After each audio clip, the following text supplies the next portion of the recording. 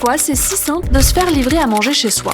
C'est grâce aux API, interfaces de programmation d'applications. Ça semble barbant, mais elles sont essentielles, que ce soit pour les applications météo, les réseaux sociaux ou même les compteurs d'électricité. En gros, les API permettent à des applications d'interagir entre elles. L'objectif, c'est de se nourrir d'apps déjà existantes pour en créer une aux multiples services. C'est le cas pour ton application restauration rapide qui, par exemple, a intégré l'API d'un GPS, d'un système de paiement et de notification. Si ça te paraît encore un peu flou, imagine tu vas au restaurant. Pour que le cuisinier sache ce que tu veux, tu as besoin d'un intermédiaire, d'un serveur. Le serveur, c'est comme une API. Il rend ton expérience plus fluide et facilite l'organisation du restaurant. L'avantage des API, c'est que tout est déjà défini. Il suffit de se servir dans un ensemble d'API pour obtenir le service qu'on veut intégrer dans son app. Concrètement, on peut l'utiliser dans plein de domaines. Par exemple, le réseau Orange collabore avec d'autres acteurs télécoms pour améliorer l'expérience de jeu sur mobile grâce aux API. Et ce n'est pas tout. Il se base également sur l'exploitation des API pour mieux gérer les flux de conteneurs dans les ports maritimes et prévenir de leur arrivée. La connectivité de demain, c'est le sujet du salon MWC qui a lieu à Barcelone jusqu'au 2 mars.